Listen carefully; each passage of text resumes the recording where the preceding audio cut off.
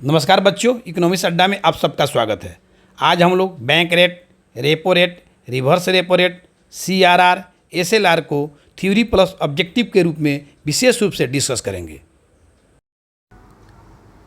Public bank में पैसा जमा करती है।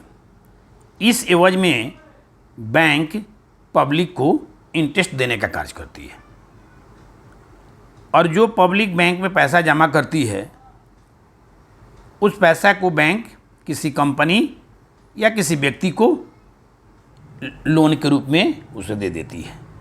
पब्लिक को यहाँ पे इंटरेस्ट बैंक देती है और बैंक को यहाँ इंटरेस्ट जो बैंक किसी कंपनी या पब्लिक को जो पैसा दिया है इधर से बैंक को मिलता है। इसी सिस्टम से बैंक चलता है। बैंक के पास सपोज कीजिए 100 रुपया जमा हुआ तो बैंक किसी को 100 रुपया लोन नहीं दे देगी, क्योंकि आज 100 रुपया जमा हुआ और कल होकर 120 रुपया निकालने वाला आ गया तो इसको कैसे मैनेज होगा। तो होगा कि मान लीजिए कि 120 निकालने वाला आया तो कम से कम इसमें 100 लोग तो जमा करने वाला आया होगा, तो 20 रुपया कहाँ से मैनेज करेगी।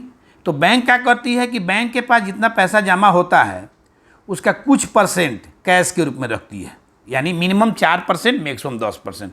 तो 100 रुपया क्या किया कि 4% अपना कैश के रूप में रख लिया। जो 100 रुपया में जितना बैंकों के पास जितना पूंजी है उसका जो 4% जो कैश में रखता है, कैश में इसलिए रखता है कि किसी दिन मान लीजिए कि 1 लाख रुपया जमा हुआ अकल होकर कोई निकालने वाला 1.5 लाख आ गया तो ये 50,000 कहाँ से मैनेज होगा। यही जो 4% कैश के रूप में रहता है इसी से मैनेज होता है। तो जो बैंकों के पास कुल पूंजी होता है उसका 4% जो कैश के रूप में रखा जाता है उसी को कहा जाता है सीआरआर। यानी बैंकों के पास जो पैसा जमा होता है उस टोटल पैसा का 4% जो बैंक कैश के रूप में रखती है उसी को सीआरआर कहते हैं। जैसे मान लीजिए 100 रुपया बैंक के पास जमा हुआ तो इसका 4% बैंक अपना पास रखती है। ये 4% कम नहीं हुआ, बहुत ज़्यादा पैसा हुआ। तो यही 4% पैसा बैंक अपने दिनचर्या को मेंटेन करने के लिए रखती है। अब मान लीजिए कोई 5 लाख लोग निकालने वाला आता है तो जमा करने वाला आ गया 6 लाख, तो काम तो चले, कोई बात नहीं है। लेकिन कभी निकालने वाला 6 लाख आया और जमा करने वाला 5 लाख आया तो 1 लाख कैसे मैनेज होगा। इसी 4% जो कैश होता है, कैश में रखा जाता है, इसी 4% से मैनेज हो गए। तो ये जो बैंक के पास जो पैसा होता है टोटल पैसा उसका 4% जो कैश के में रहता है उसे सीआरआर कहते हैं। ठीक। एसएलआर, बैंकों के पास टोटल जमा कुल पूंजी 100 रुपया है तो इसका 4% जो होता है कैश में रहता है तो वो तो सीआरआर कहलाता है। लेकिन इस टोटल जमा पूंजी का जो 20% होता है, मिनिमम 20% और मैक्सिमम 40% होता है, तो मिनिमम जो 20% जो पैसा गोल्ड के रूप में रहता है, डॉलर के रूप में रहता है और गवर्नमेंट सिक्योरिटी के रूप में रहता है उसी को एसएलआर कहते हैं। यानी बैंकों के पास जो कुल पैसा जमा होता है उसका 4%, मिनिमम 4% और मैक्सिमम 10% होता है। तो मिनिमम जो 4% कैश में रहता है उसको सीआरआर कहते हैं। और जो बैंकों के पास जो कुल पूंजी होता है उसका मिनिमम 20% रुपया बैंक गोल्ड, डॉलर और गवर्नमेंट सिक्योरिटी के रूप में रखती है, उससे एसएलआर कहा जाता है। मान लें बैंक के पास 100 रुपया है, ठीक है, तो बैंक क्या करेगी 4% इस निकाल दीजिए, यानी 4 रुपया बैंक क्या करेगी कि जमा रखी कैश के रूप में, और 20 रुपया निकाल लेगी बैंक, इसका गोल्ड खरीदेगी, इसका डॉलर खरीदेगी, इसका गवर्नमेंट सिक्योरिटी खरीदेगी, इस पैसा का। बाकी पैसा बच गया 76%। यही 76% पैसा ही बैंक लोन के रूप में किसी को देती है। बाकी ये 24% लगभग मिनिमम 24% रुपया बैंक अपने पास रखती है। 20% रखती है गोल्ड के रूप में, डॉलर के रूप में, और 4% मिनिमम रखती है कैश के रूप में। जो गोल्ड के रूप में रखती है उसको एसएलआर कहते हैं, जो कैश के रूप में रखती है उसे सीआरआर कहते हैं।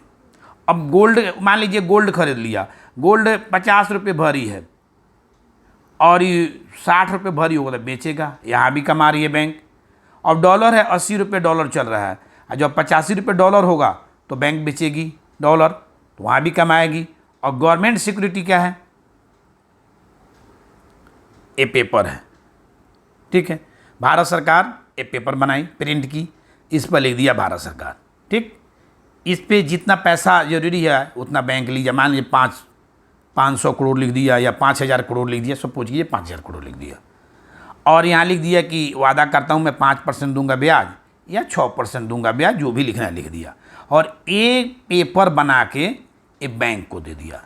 ये बैंक पेपर ली और इस एवज में बैंक ने पेपर को अपने पास रख ली और इसको गवर्नमेंट को 5000 करोड़ रुपया दे दी।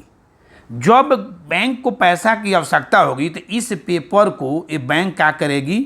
सरकार को देगी, और सरकार को जब एक पेपर देगी तो सरकार जो इस पे लिखा होगा 5000 करोड़, वो 5000 करोड़ उसके साथ साथ जो ब्याज लिखा होगा वो ब्याज बैंक को लौटा देगी।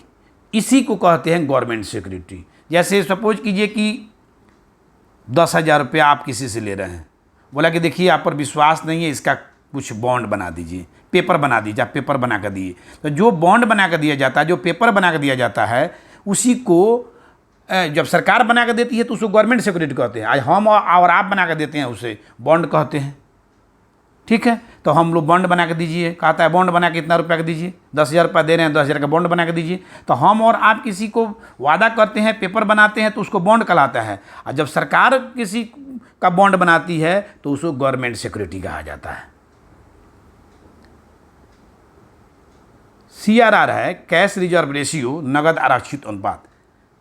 क्या कह रहा है? बैंकों की कुल पूंजी का वह भाग जिन्हें नगद के रूप में RBI के पास रखना होता है, CRR कहलाता है। मान लें 1,000 रुपया बैंक के पास जमा हुआ, तो 1,000 का 4% बैंक अपना पास रखेगी, ठीक है। 1,000 का 4% बैंक रखेगी, यानी लगभग 40 रुपया हुआ। ये 40 रुपया बैंक RBI के पास रखेगी, इसी को कहते हैं CRR। SLR है, मान लीजिए बैंक के पास 1,000 जमा हुआ, तो 1,000 का लगभग 20%, 1,000 का 20% आपका 200 रुपया हुआ। तो ये 200 रुपया बैंक रखेगी किस रूप में? गोल्ड के रूप में, गवर्नमेंट सिक्योरिटी के रूप में, और फॉरेन करेंसी के रूप में। क्या करेगी? गोल्ड किनेगी, डॉलर खरीदेगी, और गवर्नमेंट को सिक्योरिटी खरीद लेगी। तो इस रूप में जो बिजनेस करता है बैंक, इस रूप में जो खरीदता है, उसी को कहते हैं SLR।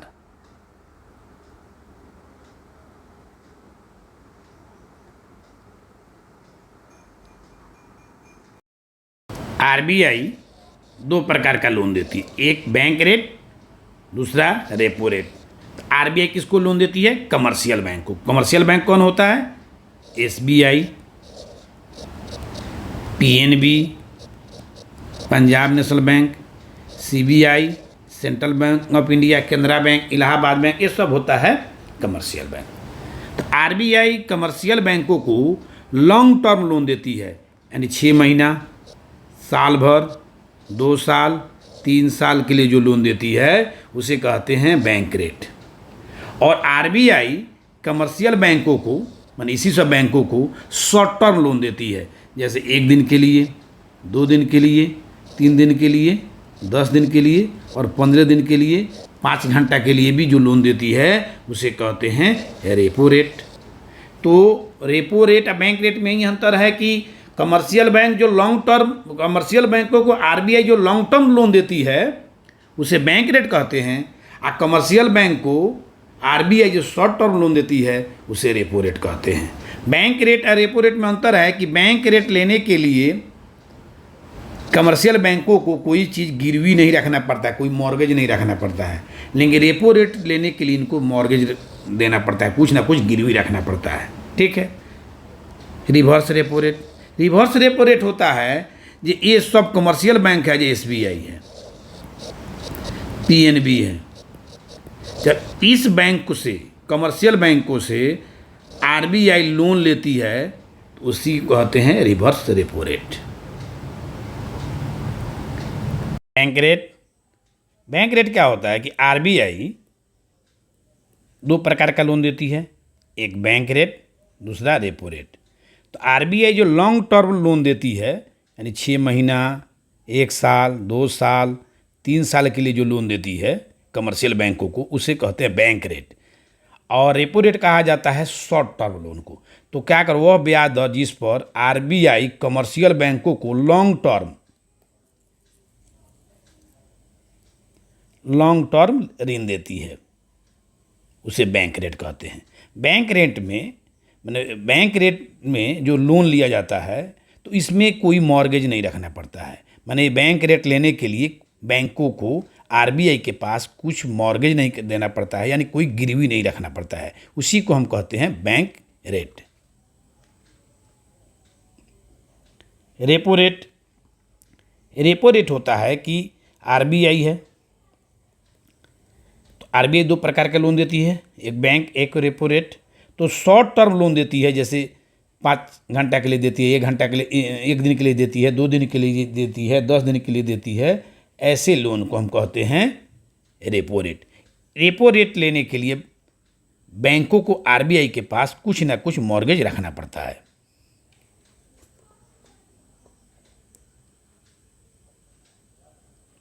रिवर्स रेपो रेट है वह ब्याज दर जिस पर आरबीआई कमर्शियल बैंकों से ऋण लेती है। जैसे आरबीआई है, एक कमर्शियल बैंक है, जैसे एसबीआई हुआ। इससे जो ऋण लेगी, इससे जो ब्याज लेगी, पैसा लेगी, एसबीआई से जब आरबीआई लोन लेगी, इसी लोन को हम कहते हैं रिवर्स रेपो रेट। ये ऑब्जेक्टिव को बनाते हैं, जितना अभी हम लोग पढ़े हैं उससे से रिलेटेड है ऑब्जेक्टिव है। पहला क्वेश्चन है रेपो रेट क्या है। आरबीआई दो प्रकार का लोन देती है, एक बैंक रेट, दूसरा रेपो रेट।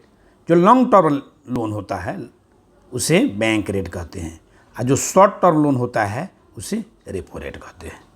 तो देखिए यहाँ क्या कह रहा है, वह ब्याज दर जिस पर आरबीआई, राज्य सरकार वाला बात है नहीं, वह ब्याज दर जिस पर अंतर्राष्ट्रीय सहायता वाला कंपनी वाला एजेंसी वाला कोई मैटर ही नहीं है, वह ब्याज दर जिस पर आरबीआई प्राइवेट कंपनी का कोई बात ही नहीं है, वो ब्याज दर जिस पर आरबीआई कमर्शियल बैंकों को उधार देती, ठीक है, उधार देती है, उसी को कहते हैं बैंक रेट, उसी को कहते हैं रेपो रेट। लेकिन यहाँ पे बैंक रेट होता वो भी सही हो जाता, रेपो रेट हो जाता वहीं से हो जाता।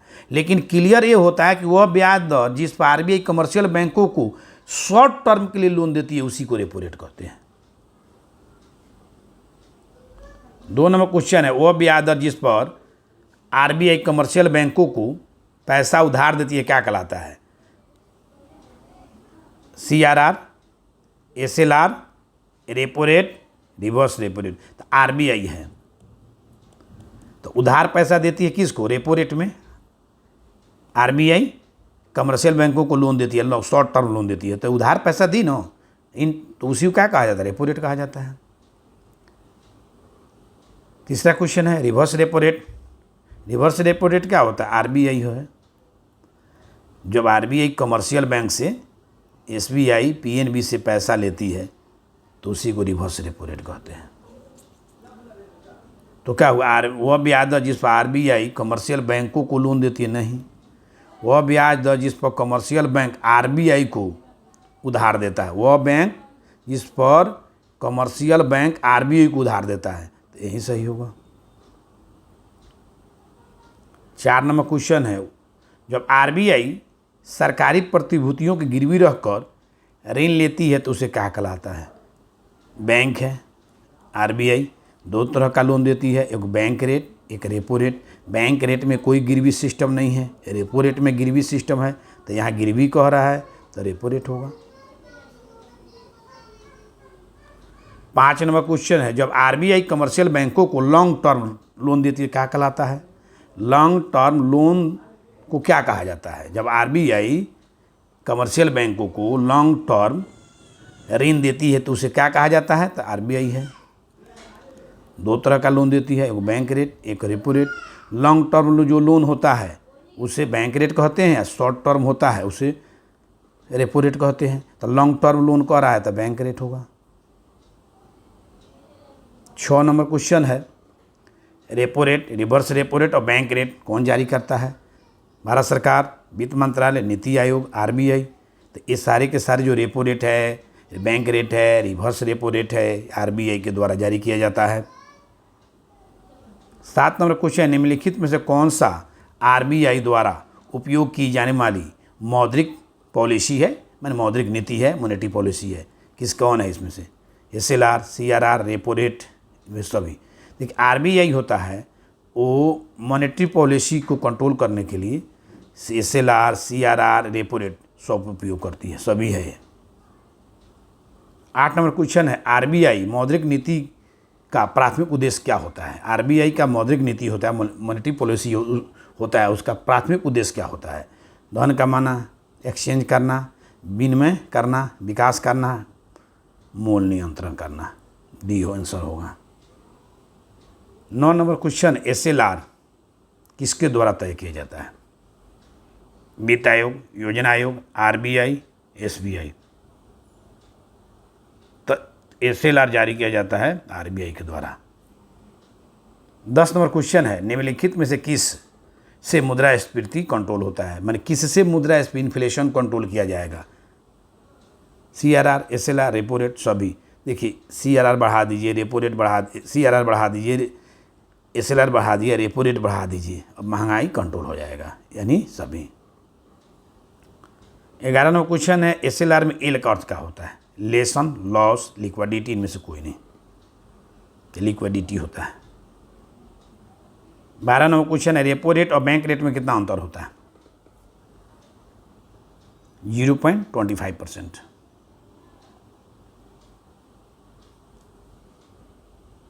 13 नंबर क्वेश्चन है, नगद आरक्षित अनुपात, सीआरआर क्या है बताइए?